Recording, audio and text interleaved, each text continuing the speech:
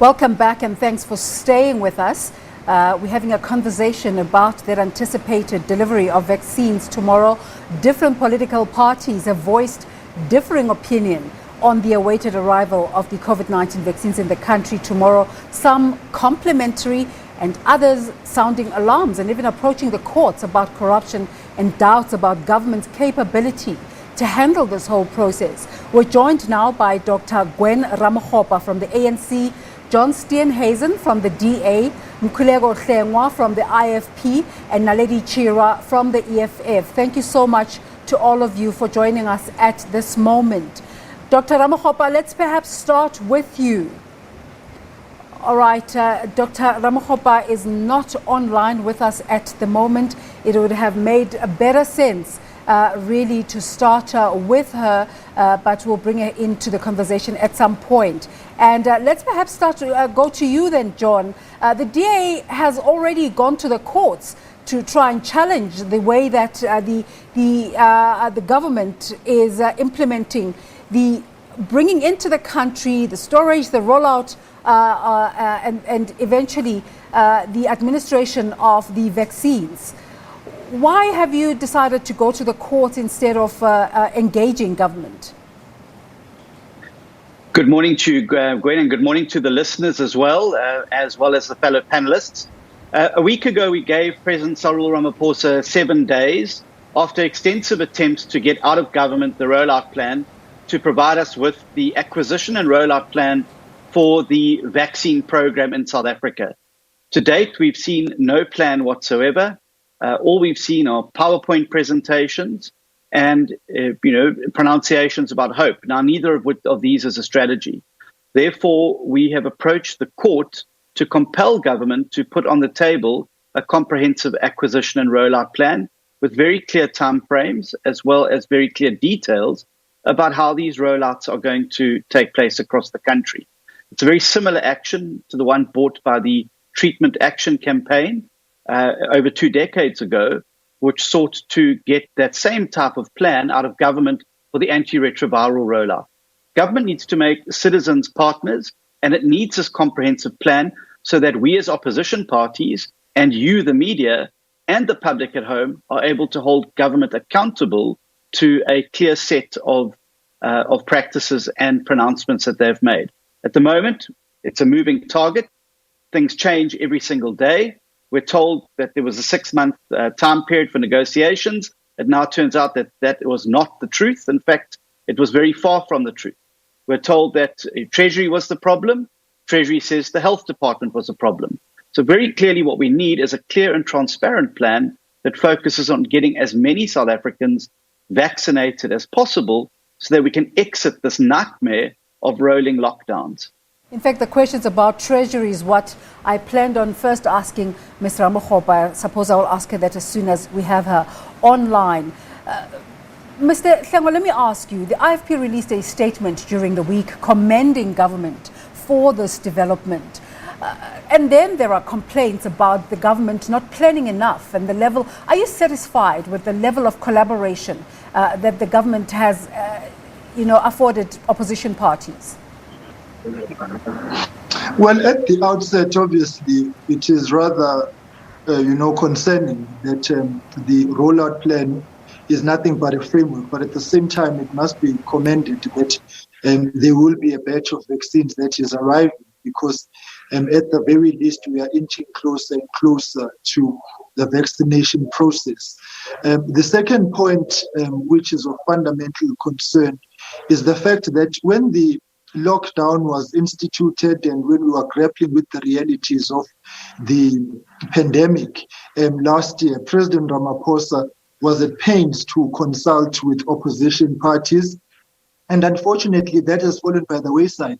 And so at every material point now of the significant developments in this fight against COVID-19, government seems to be moving away from that kind of cooperation which we had seen. And the fact that Parliament in itself is not up to date and up to speed with the developments has given rise to government being a runaway train. So what the IFP is saying really is that we need to separate the two. the arrival of the vaccine is a welcome move, but of course we are concerned about the realities of corruption, as you have heard National Treasury and the Department of Health making announcements to the effect that they will be going on tender for the storage and distribution. So that process needs to be transparent. If we are, hindsight being the best side, and you look at the PPE debacles. But at the same time, we are saying that these material fundamental issues of consultation, of transparency, and of, ensuring that this public education still needs to be dealt with. But we cannot lament the fact that there's an arrival of vaccines. We need every drop of it, and the fact that there's a batch arriving tomorrow should be something that inspires confidence in all of us, that at the very least there is movement, given the desperation of the situation. But nonetheless, those other issues still need to be dealt with, and the IFP is calling on President Ramaphosa to go back to the basics of the consultations that he had with opposition parties if he is to enjoy the collective support and confidence of the nation. This can't be a government process alone, and it can't be an ANC process alone. Ms. Ramokgopa, I'm told you've come online. You're with the ANC Health Subcommittee. How's the ANC supporting the government initiative of bringing in the vaccine and the rollout? The government is seen to be flip-flopping about the financing of procurement and, time and again, the conversation about Treasury not being consistent in its messages of how it wants to handle the financing of this process. What conversations are being held here? Thank you very much for this opportunity to really get South Africa talking about the vaccine, because although this is not a silver bullet, but it will certainly reduce the burden of COVID on individuals. Many families have seen their loved ones passed on or others suffering, on the health system and also on society and the economy at large. Indeed, we must welcome the fact that government is making progress. They did brief the ANC Lekgotla, and we actually prioritized the issue of vaccine for combating COVID-19. But I think we would also acknowledge that since the establishment of a dedicated interministerial committee chaired by the Deputy President on vaccine rollout itself, the South African government has indeed prioritized the implementation of this intervention. But we must also remember that whilst we will not start with everybody else, we must continue doing what we call social vaccination, which is more preventative measures, until we are able to reach the whole population and at minimum the herd immunity. So we are confident that with the plans that have been put in place and the institutional mechanisms that have been put in place, as we welcome the first vaccines tomorrow, the rollout will certainly take place. So we really want to call on all our leaders across party political divides, across society, including faith-based sectors, that let's work together to make this intervention successful. It is for all our good. How are you responding to the accusations that you are tone deaf to the accusations of being non-transparent and non-collaborative as you roll out this process? I have no doubt that any parliamentary committee, whether education, can call the Minister of Education to outline the details of how the rollout will take in that sector. The Health Portfolio Committee can do the same, the Public Service. So there is no intention whatsoever. It will actually be foolhardy for any government not to be transparent. And since the beginning of the fight against COVID-19, the President and Cabinet have been transparent and have also intervened, have modified interventions, to accommodate the inputs and ensure that we as South Africans are together in this fight. Because if we are not together, the likelihood is that we will be overcome. But if we work together we will. We won't be overcome by this epidemic, but we will indeed, as a nation, conquer it. There is no intention whatsoever not to be transparent. If Treasury says the fiscus is constrained, let us look at the medical aid industry. That is, we need to take it as objectively as all that, because we know that government has to be accountable. We have to be transparent, we have to be accountable. And if anyone is found not to be accountable, not to be transparent, I think society deserves to indeed, unearth that, and we must deal with it decisively. These are the times to focus on one enemy together. Ms. Naledi Chirwa, you're listening to Dr. Gwen Ramokgopa. Are you convinced? The EFF released a statement during the week decrying the tenders allocated by the National Department of Health for storage and distribution, saying the department is incapacitated and incompetent. As one of our speakers said, it's a moving conversation. Where is the EFF at this moment as we await the delivery of the AstraZeneca vaccine tomorrow? Desiree, I think first and foremost, we should first be on the same page on the fact that the vaccine is not being rolled out to each and every South African and every person that's in this country in this moment is an admittance of failure on the side of the ANC government.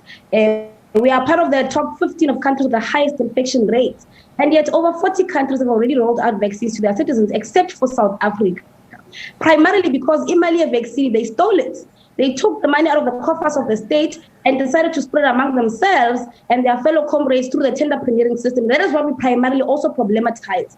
If indeed the NDOH, the Department of Health, and the provincial health governments were indeed ready for the second wave to begin with, then there would be no situation where we are faced with the fact that the vaccine cannot be rolled out immediately to everybody. And secondly, the fact that the deposit of the vaccine was only paid by the Solidarity Fund and not from Treasury is another thing that alludes to the fact that South Africa was never ready to roll out the vaccine, especially because now they are putting the obligation and the mandate of the NDOH, which is primarily to facilitate and provide access to primary health care and prevention to the private sector through the tender-preneuring system. It also alludes to the fact that they were not ready for the second wave, as they've been preaching since the first wave. Each and every press conference of Minister Zwelithini was telling the citizens, misleading everybody, that the public health sector is ready to combat and confront the pandemic. This has not been the case. And we've seen even now, even with the provincial government, especially the Western Cape, the worker infection rate in the Western Cape is much higher than in other provinces. So this does not even absolve the DA government in the Western Cape. More so because even in rural and township areas, there is no primary access to primary healthcare, prevention and education. So even the whole assertion that people are reluctant or are rather not being prone to taking the vaccine is because the primary mandate of the NDOH to educate the masses on vaccination has not been done by the government, and that's something they should be held accountable for. Even to date, we still do not have the details of which manufacturers Zwelithini met with and what were their discussions. Even today, we still don't have demographics, race-based demographics, which should actually help with planning a rollout strategy in communities, because that is how you respond to a pandemic. That is how you respond to an epidemic. That is how you respond to a global pandemic and virus. And that has not been done by the government because they want to keep information to themselves. And these are the things that we've been calling for the EFF.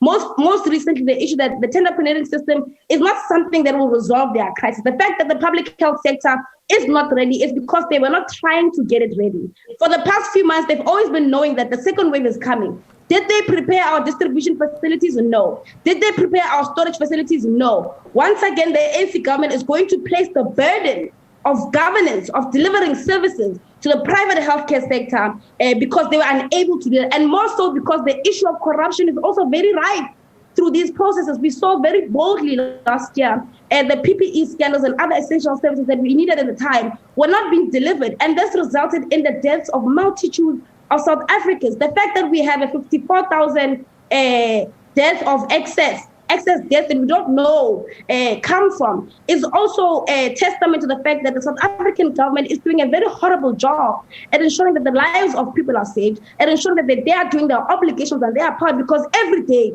they are telling us to wear masks, to social distance. What are they as the government doing? What have they not done as the government, and why have they not done it? They should keep their end of the stick, as the South Africans are also holding on to their end of the stick. People are social distancing. People are wearing their masks. People are following all the protocols to observe to fight this pandemic, but the government is not. The government is stealing from the very same people it is meant to protect. And that is the primary situation we are having in South Africa currently in regards to healthcare. So stealing from the monies of healthcare is not just a mere corruption issue. It results in death. And that is why we also equate the issue of corruption in South Africa to murder, because that is what it essentially amounts to. John, in spite of the concerns you have about the level of openness of government in carrying out this process, the vaccine is being delivered on Monday. Are you in agreement with the kind of vaccine that has been chosen? There's a whole lot of conversation going on in the background about the efficacy of the different vaccines, especially taking into regard the different mutations of the virus. And now we're talking about different variants all over the world coming up, and the possible inefficacy of these new vaccines. Are you in agreement with the choice that has been made? Well, certainly AstraZeneca is better suited to our environment because it doesn't require a lot of the deep freezing that is required of others, which makes rollout a lot easier. But let's also put what's arriving tomorrow in perspective. What is arriving tomorrow, Yvonne, are around 1 million doses. Given the fact that there are these are two-dose requirements, that's not even enough to vaccinate every single frontline healthcare worker. And I frankly didn't know whether to laugh or cry when Dr. Ramokgopa said that the government had been transparent. Government's been anything but transparent, even with the COVID statistics. You may recall last year when they were exposed by the opposition and the media for not releasing correct information. The presidency issued a statement saying, well, we didn't want to tell citizens the truth because we were afraid it would scare them. We've seen exactly the same level of spin and subterfuge over the handling of the vaccines. The president told the nation at the beginning of this year that his government had been negotiating for 6 months with vaccine suppliers. The vaccine suppliers have now come out and said they approached South Africa, but there was no response. And now what we're left with is going around the world trying to find scraps of vaccines from other countries to try and fill the gap. Most other countries, including those in the middle income bracket, which South Africa is, we're not a poor country, we're a middle income country, started a vaccine rollout in November and December last year. Given the fact that we only have 1 million vaccines arriving this month, 500,000 next month, that's not even enough to cover all the frontline workers who require it. We need to have a huge amount of vaccines coming to South Africa so that we can get to that magic number of 40%, because that's when the vaccine really becomes a game changer. And also, it is amazing to me how nobody in the ANC, including Dr. Ramokgopa today, can admit that they dropped the ball and say sorry to South Africa. We're sitting here, trying to, scrounge around the world for vaccines because the government that she represents didn't, get onto the vaccine train early enough. They didn't prioritize the funding. They prioritized bailing out their beloved South African Airways over the lives of ordinary South Africans. Many South Africans' lives could have been saved had we started vaccinating last year, had we used the money, the 10 billion rand, which have completely covered a vaccine rollout program, had we used that money to save people's lives instead of to burnish our pride with an airline that's never going to fly profitably in the future, is frankly astounding. And that's one of the reasons we're going to court. We believe this government has violated people's constitutional rights, 27(1) of the Constitution, 27(2), as well as behaved unreasonably and irrationally. Treasury only last week approved an application for deviation from the ordinary tender procedure by the Department of Health. This is a spectacular mess-up by government, but you won't find a single person in the ANC or government saying sorry, admitting that they've dropped the ball, and setting out clearly what they're going to do to try and fix it. Instead, we've got the president blaming the other countries that got in the queue. We've got the president and others blaming the pharmaceutical manufacturers, and no one is stepping up to take responsibility and acknowledging that the blame lies squarely at the feet of the Ramaphosa administration, who spectacularly dropped the ball, and why we're now sitting way behind the rest of the world in terms of a comprehensive vaccine rollout program. And to make matters worse, they can't even level with us when the vaccines are arriving, how many are coming, which ones have been selected, who's going to be responsible for the rollout, who's going to be prioritized, and at what date we expect to have reached that magical 40% number. If that doesn't come soon, we're going to be hit with a third wave in May or June, and we're going to be faced with even more lockdowns then, even more bans, because that's the only tool that government now has to deal with the pandemic across South Africa, which means more suffering, more job losses, and more deprivation for many, many more South Africans. It is an outrage. I'm going to ask all of our participants to keep at the back of their heads a response to what John just said, that government should have started vaccinations last year, just in terms of how could we realistically and practically have started vaccinating last year. But Mr. Hlengwa, I want to bring you back in here just in terms of how the IFP is engaging with the conversation of who should get vaccinated first, and also just in terms of the choice of vaccination. Should we have gone for a 1-dose vaccination? Are we happy with a 2-dose vaccination? How are you engaging with this conversation? Well, I think there are a few things that I would like to actually correct that Dr. Ramokgopa has spoken to, or which raise eyebrows. In the first instance, the biggest indictment now is for her to come and admit here that as the ANC Lekgotla themselves have been briefed by government on these matters, yet the public has not been briefed, Parliament has not been briefed, and opposition parties have not been briefed. And it brings me to the point earlier on that this cannot be an ANC government process alone and leave everybody behind and expect us to fully appreciate the fact that something is being done. So that's the first instance. Secondly, on the issue of the parliamentary process, the biggest obfuscation of government, or the executive in this case specifically, is the constitution of an interministerial committee, because they know very well that there is no accountability for these IMCs. We have been down this road before. IMC on ESCOM, IMC on municipal debt to ESCOM, IMC on this, IMC on that. And now here we are again with an IMC on the rollout of the vaccine, and there is no mechanism in place for oversight or to hold them accountable. And the issue she speaks to say that they can be brought to Parliament certainly falls away, because those ministers are no longer now technically and in terms of due process responsible for this. Minister of Health is no longer responsible for the rollout of this. The Minister of Finance cannot be held responsible for the financial matters, because these matters have been delegated to an IMC. And therefore, the call again is important to President Ramaphosa. Go back to the basics of a consultative process that was inclusive, so that you can inspire confidence in South Africans that this is not a party political matter. It falls on all of us really to actually put shoulder to the wheel to assist government. In the third instance, on the issue we're raising, well, we can't be the last ones to move as South Africa and expect to be receiving, anything that we want. We are now compelled to take what is available in the vaccine market. And of course, what we are getting is what was available, because the financial management insofar as COVID-19 is concerned has been an absolute disaster, and particularly because there's been an absence of transparency. Yes, of course, we accept the fact that a vaccine is arriving. It would be preferable to have a 1-dose vaccine for South Africa, given the inequalities, given the challenges in spatial planning, the challenges of access, and of course the fact that seated here now, none of us can in good faith say that there is a plan. There's a framework, there's preferences in terms of how this should be done, but there's nothing concrete. Fourthly, yes, Healthcare frontline workers need to be the first ones to get this dose.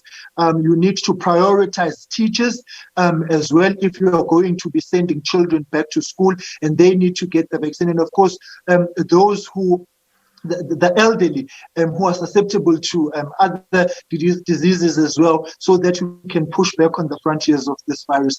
And of course, there has to be a speed which we move upon insofar as getting the second tranche and the third tranche and so on of the virus, of the vaccine, to make sure that every South African at the very least has got access to it. But at the same time, the fact that we certainly do not know how many South Africans there are, given the fact that the porous borders we have, the illegal movement of people, we are chasing a moving target of people and chasing a moving target insofar as the desired herd immunity is concerned, given the fact that there are shortcomings in other governmental spaces or governance spaces in South Africa, which make planning problematic. So the conclusion here, Desiree, is that failing to plan is planning to fail. And this is why, seated here now, we welcome the arrival of the vaccine with serious reservation, because there is a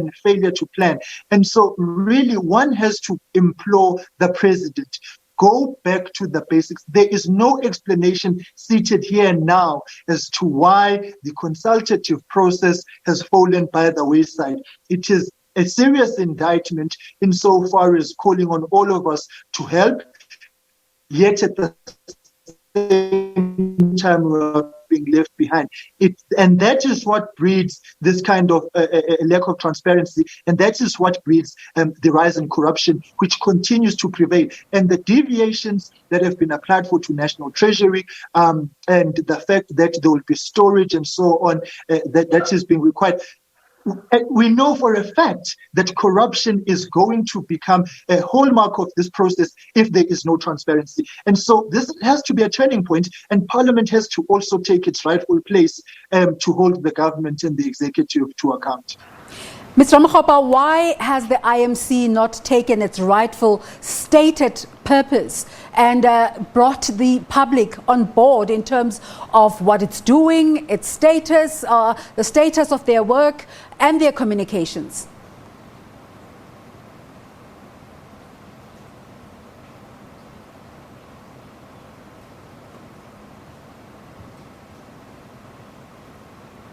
I don't know if the viewers can hear Dr. Ramokgopa, because I certainly can't. I'm sorry. I'm saying, maybe let me agree with our fellow citizens and leaders of political parties here that perhaps South Africa could have begun earlier. And that is something that we need to rigorously assess. What the briefing that we received as the African National Congress in Naledi are the briefings that the president and the ministers give to the public. And these are also based on the discussions at the presidential coordinating councils, where premiers as well as some mayors, but SALGA also comes in. So our understanding is that there are consultations and further consultations, and I think it is unprecedented that a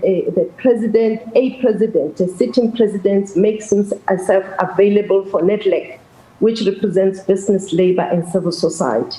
I think it's not for lack of trying, but maybe not enough has been done.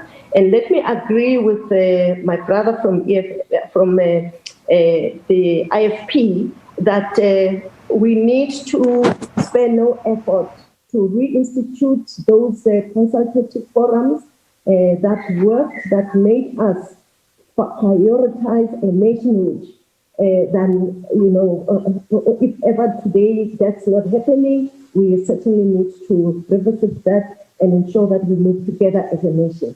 I want to also acknowledge that, maybe our processes in the country did not get into a crisis mode, disaster management mode in terms of the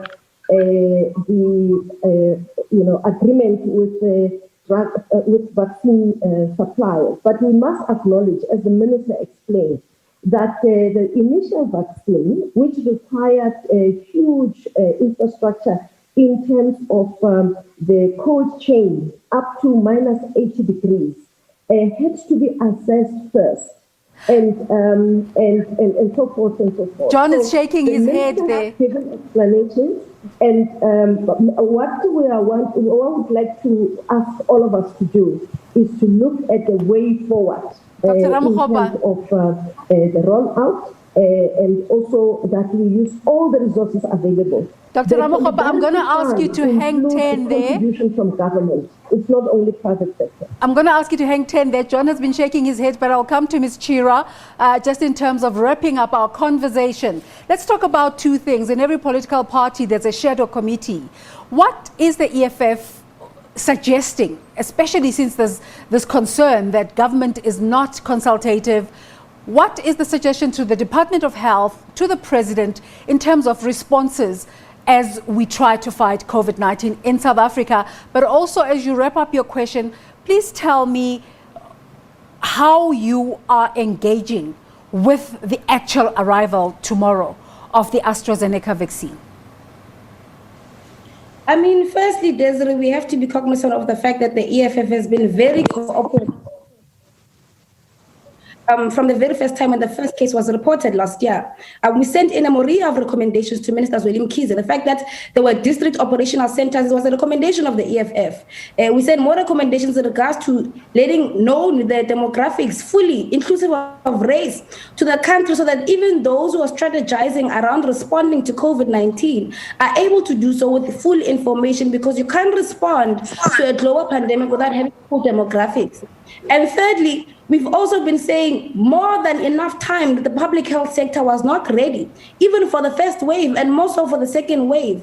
This is modeled by the fact that there wasn't even an increase of beds in many provinces in the country, and that the workforce wasn't increased efficiently and sufficiently, to such an extent that some facilities for healthcare only operated for 24 hours because there was an addition of community healthcare workers. This is something that we have recommended for as early as March.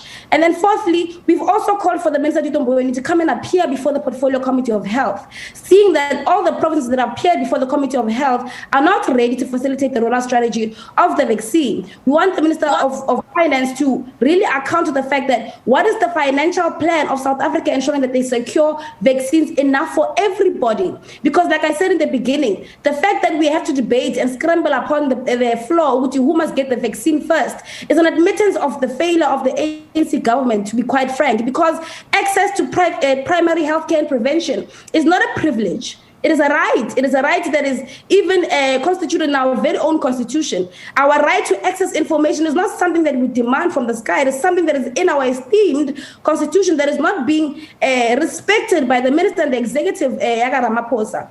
We've also wanted a comprehensive structure around the response of the pandemic. For example, women between the ages of 30 and 40 are actually one of the highest infection rates and even the death rates. But the government has not said anything in response to how to respond to that particular social group in different provinces, in different communities, in informal settlements, in townships, in rural areas. That's what we mean by a comprehensive rollout strategy, where you find people where they live, where you find people in their cultural practices, where you find people in their languages, where you find people in their modes of transport. Because even today, the government is able to admit, in Limpopo in particular, that the taxi ranks are hotspots, but there is no response strategy to how that is going to be handled, especially because then you will need facilities that are able to distribute vaccinations in those.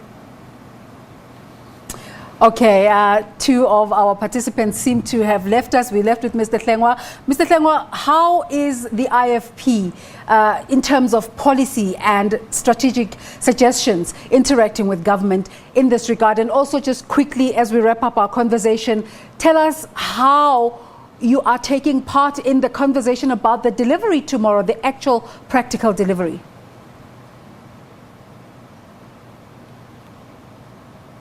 Merely welcome the arrival of the vaccine as a matter of public principle and in support of the dire straits in which our people are to lift them out of it. And of course, recognizing that the healthcare workers have had to bear the brutal brunt of this virus, and the fact that people in South Africa have been losing lives day in and day out, and the trauma which the country finds itself in is seriously unprecedented, or particularly in our lifetime. All we know is that a vaccine is arriving. There are no details, there are no specifics. There is no plan. There is just an announcement. And this flows out of the fact that Parliament has not been taken seriously by the executive, and the constitution of the IMC is inconsistent with the line function realities of oversight and accountability. And the third aspect is what we keep explaining, that for us to meet the details of government's intentions and their plans and the regulations when the president addresses the nation in the so-called family meeting, lends itself to question and speaks to a government which is certainly detached from the realities and duties of accountability and transparency. And so none of us know exactly what the distribution plan is. All we are calling for is that in that hideout which they are in, that at the very least do this properly. But also at the same time, we are saying to Parliament, let us devise the mechanisms necessary for the IMC to be able to report on its matters. Because the question fundamentally is, if the Deputy President is the one who is chairing the IMC, what has he said since his appointment to that position to the nation? Has he fielded questions from journalists? Has he fielded questions in Parliament? No, he hasn't. And therefore, there's a grey area which prevails in this. And so the presiding officers of Parliament need to resolve this particular impasse. But also at the same time, we are a country at war. We are at war with this pandemic. And this is a war which all of us have to fight against. It's not about scoring political points or seeking political relevance. It's about saving lives. And we represent constituencies, we represent South Africans. And so therefore, to be left out, from information and from planning, makes it very difficult even for us to field questions from our constituents. People want to know what's happening. I mean, there are serious questions around, the conspiracy theories around vaccines. In the absence of collaboration of all of us, there are constituencies being left there. I mean, the IFP is in government in some over 10 municipalities in this country. And yet we are seated here not knowing what it is or how it is that this is going to be done. Now, this is a dereliction of duty and borders on reckless and irresponsible behavior on the part of the executive and specifically on the ANC. We are calling on the ANC to push its government to the center of transparency. It cannot be that this will fundamentally be an us and them situation where it should be about all of us. And so as the vaccine arrives tomorrow, there has to be a change in gear, tempo, and outlook, and how we're interacting with each other. And if President Ramaphosa, once our supporters has been calling for it, he has to understand that it's conditional. It's conditional to the prescripts of good governance, it's conditional to transparency, and it's conditional to consultation. And we are calling on the president to actually convene the consultative meetings with party political leaders represented in Parliament within the next 7 days, so that we can be in a position to support his initiatives, but also at the same time to lend him the necessary advice and guidance that is required of this process, because from every material vantage point of constituency representation, there's a contribution to be made. The ball is in his court, and the ball is certainly one which he cannot play alone. This has to be a collaborative effort. And we are saying this on behalf of South Africans who are certainly desperate for a turn in situation and a change in tone and tempo, and for them really to see a government of the people, for the people, by the people, working with everybody. As things stand now, this is increasingly becoming a party political outlook agenda on the part of the ANC-led government at the expense of the national interest, and that is regrettable. John, with all said and done, we're told that the flight has already left India en route to South Africa. What do you want to be saying to your members and your constituencies about how to respond to this development? But also in answering your question, I just want to ask you something quickly that you can incorporate it to your answer. We're told that the DA in Gauteng have written to the Speaker of the Gauteng Provincial Legislature requesting that a special seating be held as a matter of urgency to debate a motion of no confidence in Premier David Makhura. What can you tell us about that? Sure. Well, first of all, let's deal with the vaccine. We welcome the arrival of any vaccine into South Africa. Every one of those vaccines has the potential to save lives and through that save livelihoods as well in South Africa. So we must welcome this. But unfortunately, it's not enough by a long stretch. And also, the government's only putting out the tender for the distribution and rollout on the 5th of February. This year. This is nearly a year after people ordered the vaccines. And again, I would urge government to just stop the spinning, just stop the spin doctrine. We're already seeing from Dr. Ramokgopa here another big spin. Government, there's only one vaccine that requires the deep freeze, and that is the Pfizer vaccine. Moderna, AstraZeneca, and Johnson & Johnson, which ironically is being produced right here in South Africa, don't require that deep freeze temperature. They can all get by with an ordinary fridge temperature. So government must just stop the spin doctrine, admit they've dropped the ball, and set out how we're going to pick it up. In terms of the motion of no confidence, it relates to the scandal, both the PPE scandal in Gauteng province, which, as you know, drew the president's own spokesperson into the fray, Kusela Diko, as well as her husband. And now the latest revelations around the scandal around the huge amount spent in Gauteng schools on deep cleaning and sanitation. And that is the tragedy in all of this. Whether it's Nelson Mandela's funeral, whether it's a pandemic that is costing people lives, the ANC and their acolytes just cannot help themselves from trying to get their hands on public money. We saw it with the PPE scandal. We're seeing it now. It must not be allowed to happen with the vaccine rollout as well. We've got to make sure that the vaccine rollout brings together the very best of South Africans, which is one of our suggestions, that government brings on board the private sector. Approve a variety of vaccines and unleash the private sector to go and get them and bring them into South Africa, which leaves government then the opportunity to focus all its efforts on those South Africans who are not part of medical aids. Government's got this terrible tendency to want to centralize and control everything. And as we've seen with Eskom, as we've seen with SAA, when that happens, it causes disaster and you never get the best out of it. So we've got to unleash the private sector as well as a partner to be able to help with the rollout of the vaccines. Approve the variety of vaccines, and let's try and get as many into South Africa from as many sources as we can, as quickly as possible, so that we can avoid these terrible lockdowns, which are destroying people's jobs, lives, and are going to have a longer-term impact on the health of South Africans, because poverty is what underlies many of South Africa's ills, whether it's the HIV/AIDS statistics, the TB statistics, the infant malnutrition statistics. Those are all driven by poverty. And these lockdowns and restrictions of economic activity are shedding millions of jobs, which are going to have a far longer-term impact on the health of South Africans than the coronavirus ever will. Dr. Ramokgopa, let's welcome you back as we wrap up the conversation.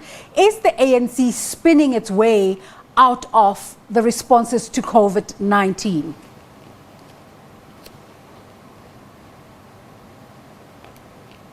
Again, we're unable to hear Dr. Ramokgopa.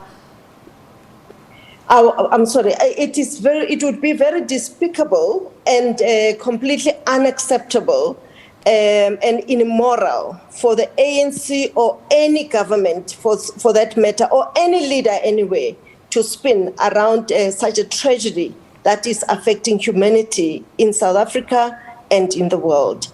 If perhaps the communication comes across as that, I think we must apologize. It is really for the intention is to try and explain so that there's accountability. and transparency.